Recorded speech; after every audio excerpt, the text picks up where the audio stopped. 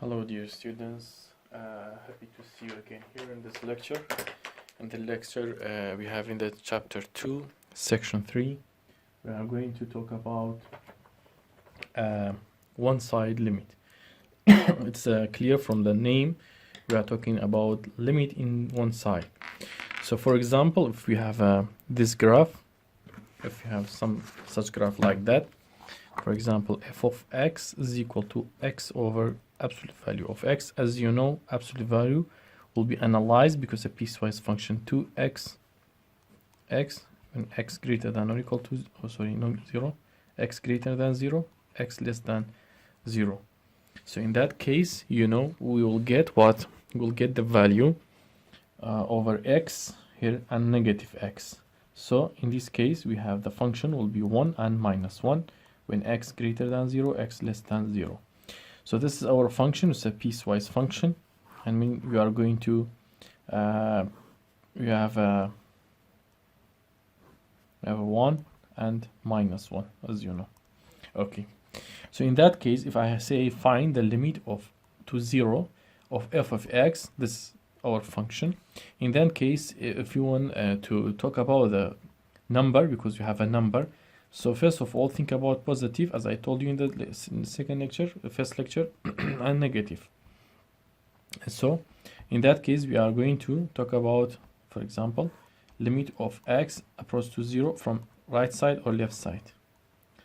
Doesn't matter which one is the first. So for the positive part means that the right part, we mean this 0, here's a 0. Okay, this is the positive part of 0. And this is the negative part of 0. So when you are going to 0, look at the y-axis. You have what? Here's nothing. Here's just 1. So I will get what? I will get 1 for this function. And when f of x is going to, from the left side, we have what? We have just the shadow is just minus 1. That's why we say this function has not limit. There is no limit. Does not exist. The limit x approach to 0, f of x does not exist. Why? Because limit of right side is not equal to the limit of left hand side. That's all. Okay, so limit is not equal. That's all that we have to say. That this is the really very important. Do not forget about the number. Need to separate the right and left. This is about the first page is about this. For the second page, we have an important things here. This is example 1 and example 2. Both of them, they are very important. Why? Because first tell you about finding the limit in the interval. نقول زي ما هو فترة in Arabic. So also you have a theorem, and this example really will give you a general idea about how to deal with the limit, especially right and left. Okay, so here I am going to solve this one.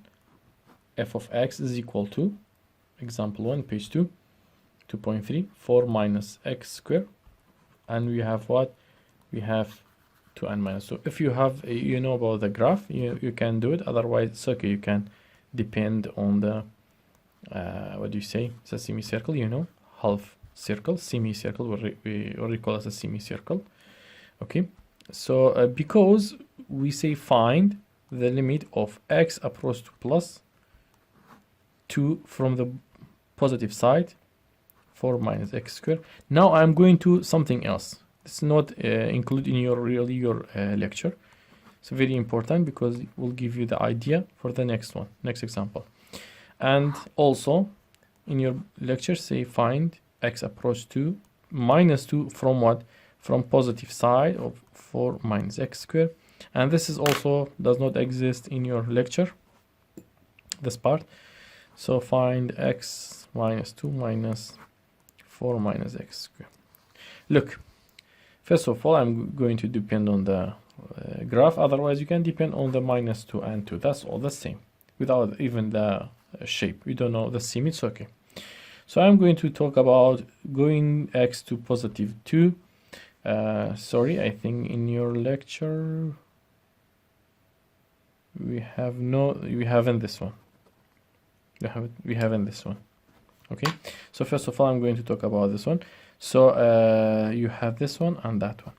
So go to 2, positive 2, here's 2. From the left side, here's left side. So you get what? Nearly, maybe, as an apart, maybe you have a 1.999 square, which is equal to 4 minus, for example, 3.999, was equal nearly to 4. So 4 minus 4, nearly, I am doing this, was equal to 0. Okay, so if you put 2 here from the left side, nearly to 2, you get 2 squares equal to 0, nearly. Okay, so this means that nearly. Okay, how about this one also?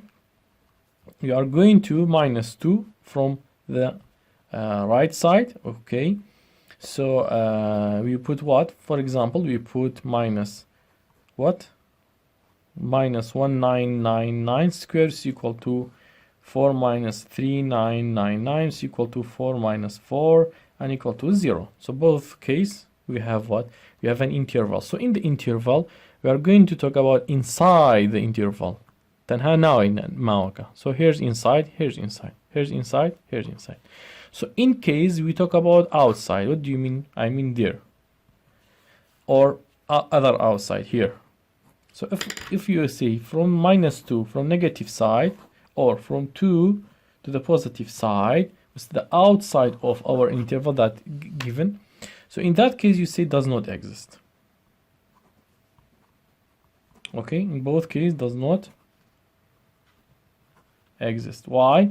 Because you are talking about something outside the domain. That's the first. The second, if I put anything here else, I'll get the negative part. For example, if I say 2 plus, so if I put 2 plus here, which means that 2.0001, I will get 4 minus 4.001. I'll get what? Negative value under the square root. So forbidden is not right. So that's why we say outside, we say does not exist without thinking about the graph is defined or not. So that's why I say outside the interval, you can say it does not exist. That's the first. In this example 2, I'm going to show you here, and just because they are most of them they are the same. We are going to in 2.5, so we are going to talk about continuity. You have the same shape, so please try to understand this one here, because later you will mix it. You say, why must I say this one, teacher say that one, and here say something else? No, I didn't say anything else, but you should understand this picture and this detail one by one carefully. Okay, now how many points I have? How many points we have? For example, 1. I can say from the graph, if the limit going to 0, you have a 0, 1, 2, 3, 4. Okay, the base x, which is x-axis, the base that x attend to what? To 0, to 1, to 2, to 3, to 4. That's no more else. Okay, if I am going to talk about 0 from this side and that side, so from the left side we have no. Why? Because it does not exist. Look, from the 0 left side does not exist. Okay, dear, that's all. How about the right side? I gave you idea about this one in the example 1. So how about right side? Look at the picture.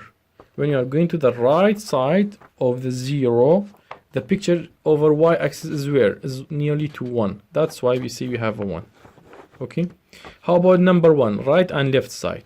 From the left side, where I am going to 1, I will get 0. Look, I'll get 0. When I am going to the right side of 1 here, the picture is where? Over y-axis. Look, we are at 1. That's why we say in this case, when I'm going to 1, from the right side, the picture is over what? Over y. That's why I say equal to 1. So try to study this example step by step. Okay, step by step. Now for 3, for example, number 3, right and left. Look, I'm going to talk about the left. When I'm going to the left of 3, the picture is going to this point. So this point is what? Is number 2. So I say at 3 from the left side, and also at 3 from the right side. Both of them, look, both of them are equal to 2. Are equal to 2. That's all. Okay, dear. How about 4? number 4. From the left side, you can decide from the left side of 4 and right side. So right side does not exist. Why? It's outside of the region of the interval. Okay, from the left side is equal to, let me see, 1. That's why you see from the left doesn't, because is equal to what? Sorry, is equal to 1, and the other is does not exist. Okay. Now, the last page of the was very important for your exercise and assignments, I think. Yeah, we have this theorem. Okay, we have the sine x over x, sine theta over theta. Theta is going to 0, or x going to 0, sine x over x. Does not matter h, x, anything else. The important things here, what you have this graph, and you know if I am going to 0 from right or left, I will get what? I will get 1. So the result will be equal to 1. That's the idea, okay, of the theorem. So you are going to use this identity, and changing this one to that formula. Then you get what? You get something else. Now I'm going to solve the part B, then later I'm going to solve part A because it needs some modification. Okay, here we are. So in this example, sine 2x over 5x, okay, x approach to 0. Because I saw this formula before, sine theta over theta, theta is approach to 0. So I'm going to change this one to that formula. So first of all, you have a sine, you have angle, you have also angle, but there's something missed. So I'll put this a number will be come out. So I get what? Over x. So I have 2x. So for being together, this one is 2, here should be 2, 3, 3, 5, 5, minus 2, minus 2. So for that purpose, because I have a 2, I'll put 2 here and 2 there, or 2 outside, up to you. You can see 2 outside directly. So now you have a theta, and this is the theta. So I can say what? 2 over 5, 2 over 5. Okay, limit of sine 2x over 2x was equal to what? When x approaches to 0 is approach to 1. 1. So I have 2 over 5 multiplied by 1 is equal to over 5. That's the reason. Okay, dear? The first. For the second, we have what? We have cosine h approach to 0. So, okay. Cosine h is not cosine hyperbolic. You can say x here, okay? To be more clear. Here I am going to say that x approach to 0 to be more clear. Cosine x minus 1 over x. So in that case, if you put 0, you will get what? 0 denominator, and here we get cosine 0 minus 1 is equal to 1, is equal to 0, 0, and we have later, we say in this indeterminate form, we need the L'Hopital, but because we didn't study it, I'm going to change or solve this one in the other part. So for exam, if you have an exam, if we studied L'Hopital, you can use whatever you want. Otherwise, in here you should follow the our rule to changing or transforming this cosine to be sine. So there's why, because really this is give you a more idea about the changing. So you can say I'm going to multiply, okay, by the conjugate. You can multiply it by conjugate, or you can solve by another way. In your lecture, solve it by other way. Now here I am going to solve it by conjugate, is equal to multiply cosine x plus 1 cosine x plus 1, and multiply this one, we'll get what? X approach to 0. So x cosine x plus 1 over directly a cosine square of x minus 1. You know how. Multiply this one by 1, you get the difference between two squares. That's why I multiply. It's equal to x approach to 0.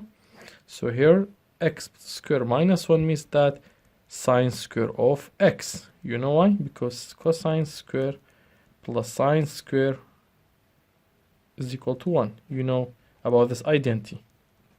Okay, dear? You know about this identity. Cosine plus sine square are equal to 1. That's why I say sine square. I change this one. Also here I have what? X cosine x plus 1. Okay. Now I'm going to use the property of the limit that we have in the page 1. So sine x over x sine x cosine x plus 1. What happened?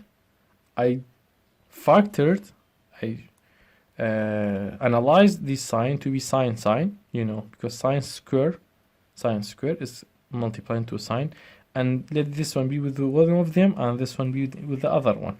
Why? Because I want really this shape. I know this shape is equal to 1. So now it's time to distribute by the property of limit. It's time to distribute this one. You know this is by formula is equal to 1. Am I right? So you have 1. How about this one? How about the other one? Now I'm going to substitute the value to here. So sine 0 over cosine 0 plus 1. Cosine 0 is equal to 1. That's also we get what? 0. 1 multiplied by 0 is equal to, the result will be 0. That's all. Maybe use another way, it's okay. Or maybe in your lecture he used something else, so you can use the formula. Up to you how to understand the algebraic to remove, as we mentioned before, remove the denominator. So that's why it depends on the student. This is all about 2.3. See you in the next lecture.